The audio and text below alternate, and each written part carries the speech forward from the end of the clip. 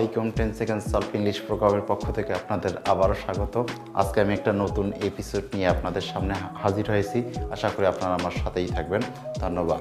আমি ইতিপূর্বে basic sentence pattern নিয়ে কথা বলেছিলাম। বেসিক সেন্টেন্স প্যাটার্নের আমি প্রথম পার্ট নিয়ে কথা বলেছিলাম, কিভাবে একটা সেন্টেন্সের স্ট্রাকচার সাবজেক্ট, ভার্ব এবং অবজেক্ট হয়। ক্লিয়ার? দ্বিতীয় এপিসোডে আমি যে বিষয়টা আপনাদের বোঝাতে চাবো যে সাবজেক্ট বা অবজেক্ট ছাড়াও আরও অনেকগুলো সেন্টেন্স প্যাটার্ন হতে পারে। তার মধ্যে এক নম্বরে হচ্ছে সাবজেক্ট, ভার্ব, অ্যাডভার্ব। আসুন, আমি সাবজেক্টটা আমরা ইতিমধ্যে বুঝেছি যে সাবজেক্টটা কি, যাকে কেন্দ্র করে ভার্ব সিঙ্গুলার অথবা প্লুরাল হয় তাকে আমরা সাধারণত কি বলি? সাবজেক্ট বলি। ক্লিয়ার? যেমন শাকির রানস ফাস্ট, এখানে দেখেন শাকিরের পর শাকির থার্ড পারসন সিঙ্গুলার বা মূল ভরের সাথে এস বাই এস হয়ে গেছে। সো এটার নাম শাকিরটা এখানকার সাবজেক্ট। খেয়াল করে দেখেন একটা জিনিস শিখে এটাকে অ্যাডভার্ব এর বা ভার্ব এবং অ্যাডভার্ব। অ্যাডভার্বটা কি?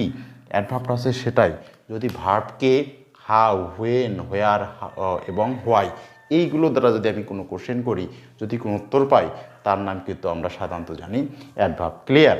যদি কোনো সেন্টেন্সের মধ্যে অ্যাডভার্ব খুঁজে পাই তাহলে তার পূর্বের ভার্বটার নাম ভার্ব অবশ্যই, কিন্তু ওই ভার্বটার নাম ইনট্রানজিটিভ ভার্ব। ওই ভার্বটার নাম কি ভার্ব?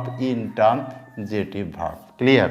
তার মানে আমরা জানলাম যে 2 নম্বর সেন্টেন্স প্যাটার্নটা যেটা জানলাম যে subject, intransitive verb plus object. Clear?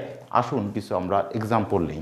খেয়াল করে দেখেন শাকির রানস ফাস্ট, এখানে দেখেন হাউ দ্বারা আপনি কোশ্চেন করেন ভার্বকে, সে কেমন দৌড়ায়, কেমন দৌড়ায়, দ্রুত দৌড়ে। সো এটার নাম অ্যাডভার্ব। সো এই ভার্বটার নাম কি? Intransitive verb. কি verb? Intransitive verb. Clear? 2 number সেন্টেন্সের দিকে একটু তাকাই যে he works in the field, সে কোথায়, আমি যদি কোশ্চেন করি সে কোথায় হাঁটে? ইন দ্য ফিল্ড, মাঠে। সো এটার নাম অ্যাডভার্ব, কিন্তু অ্যাডভার্বটা আছে কি? ফ্রেজ হিসাবে। ক্লিয়ার? খেয়াল করেন তাহলে এই ভার্বটার নাম ইনট্রানজিটিভ ভার্ব। ক্লিয়ার? এই আরেকটা সেন্টেন্স নেই যে হি উইল গো টুমরো,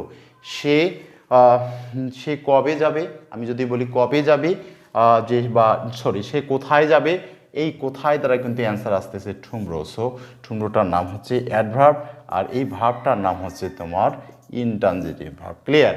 আরেকটা সেন্টেন্স নেই যে কাম হিয়ার, এখানে আসো, কোথায় আসো? এখানে আসো, কোথায় দ্বারা কিন্তু অ্যান্সার পাইলাম।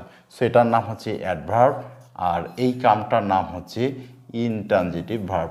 আবার দেখেন আমরা কিন্তু এভাবেও কোশ্চেন প্রশ্ন করতে পারি যে কাম ইন, কোথায় আসবো? ভিতরে আসো। তাহলে ইনটাও কিন্তু এখানকার অ্যাডভার্ব, যদিও মনে হচ্ছে স্যার এটা প্রিপোজিশন। ক্লিয়ার? কিন্তু স্যার তার মানে কি কামটার নাম ইনট্রানজিটিভ ভার্ব। আর একটা সেন্টেন্স আমরা নেই দ্য ডোর ওপেন্ড অটোমেটিক্যালি, কেমন করে খুলে গেল, কেমন, হাউ দ্বারা কিন্তু কোশ্চেন করলে অ্যান্সার আসতেছে অটোমেটিক্যালি। সো ওপেনটার নাম হচ্ছে ইনট্রানজিটিভ ভার্ব আর অটোমেটিক্যালিটার নাম হচ্ছে অ্যাডভার্ব, যেহেতু স্যার হাউ দ্বারা কোশ্চেন আসছে। ফাইনাল একটা সেন্টেন্স নেই হি স্লেপ্ট সাউন্ডলি, সে কেমন করে ঘুমায়?